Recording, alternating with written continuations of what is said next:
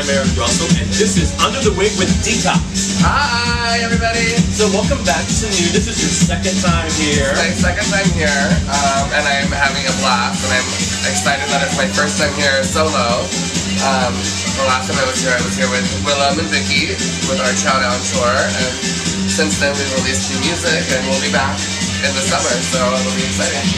I'd like to know, how did you pick your name, Detox? I didn't honestly pick it. My original name when I first started really doing drag, I called myself Dita because I love that whole erotica Madonna phase. Right. But I was really, really young and would only wear like 10-inch platform shoes and would get wasted and stumble down the stairs at every club I was at. And my drag mother, Miss Corey, just kind of started calling me Detox. She was like, you should just be called Detox. And it was so fitting to me, and it's been my only name since. I love it. I love it. Thank you. How did you get into drag? What made you decide to do this? Well, I always dressed up when I was a kid. I was a huge theater kid. And then when I came out, and I came out at an early age, and I kind of got emancipated.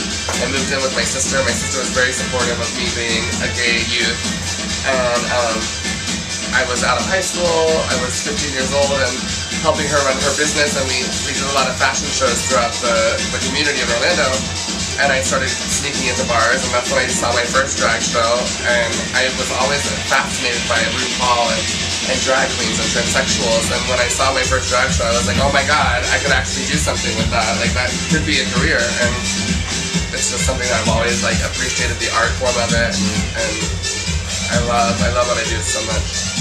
Now, before you got on RuPaul Drag Race, you were doing a lot of things before that show. You were with Rihanna and stuff. I know. I've done a great video that I absolutely loved. It was one called Prom Night with Jeffree Star. Yes, I just sat there going, I loved it. It was fantastic. But there was a group called Undead or Hollywood Undead. That was the first music video I ever did when I moved to Los Angeles. And it was directed by one of my favorite directors, Jonas Ackerlund, who did a lot of stuff with Madonna. And to date, the biggest compliment I ever had was from Jonas Ackerlund, who said, Madonna would love you. And I'm a huge Madonna fan, and that meant everything to me when I heard that. And I was like, oh my god. And because of that video is how I landed the Rihanna Disturbia video, and then anytime that she wanted to cross dress, she would get in touch with me and some other girls. And my move to Los Angeles has been so incredible, and so I pinch myself every day because I feel like the luckiest person in the world. Things just really fell into my lap unexpectedly. So I'm very humbled and blessed by all that. Now, you were on this season of RuPaul's Drag Race, and I was laughing, going, here we go, we're here on a Thursday night, and Monday night's episode aired, and we're like, and here you are. And here I am, eliminated. And apparently it's a curse here at New Nightclub. Anytime there's a girl eliminated that comes, the week that they're here, they get eliminated. So thanks a lot, New. Sorry. What was your favorite challenge from the ones that you had? I love the kid challenge where we had to do a television show. Right. Any of the acting stuff I loved. I loved them all. They were all so fun. It was such a fun experience. Everything was so. I'm thinking the photo challenge because it's that first day, and they're like, "Here's my freeze in a giant fish tank," and like, get in. Yeah, I was so excited about the photo challenge, and I won that one, which I was so shocked that I won because that was literally the first shot they took. Yeah. And then as soon as I came up for a breath of air, my wig went this way, my hat went this way, my shoe fell. I was like, oh my! I thought I completely ruined it. I was not expecting. I was crying whenever I won that challenge because I didn't expect it at all. It was fantastic job. Thank you very much. And you just did another thing with. I want to get stuck together.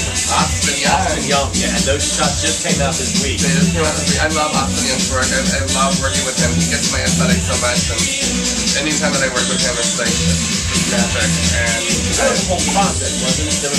There was a whole. He did a long day of shooting with Willem and Vicky and myself, and he's been so. And that happened even before we started filming Drag Race. Yeah. So it's funny that it's just now coming out, the image, because it's been almost a year since we took those pictures. And he's brilliant. I love his work. From being on the show, what things were you not expecting or thinking of by season 6 that, wasn't what I was thinking? I was kind of expecting everything, honestly. Okay. Just because I'm very blessed with the fact that I'm from Los Angeles, and I work with so many of the girls being out there. I have a close relationship with the World of Wonder team.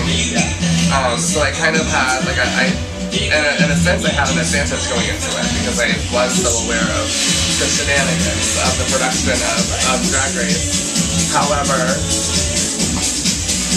it is a stressful experience, and it's like no matter how much you think that you're ready for it, you really weren't. And then I think a big part about it was I was on tour with Will and Vicky before going to film, and I literally landed at the airport the day that I was picked up from my home to go start filming. I wasn't even fully packed or anything, so it was a clusterfuck of everything that was going on, but it was a blast at the same time.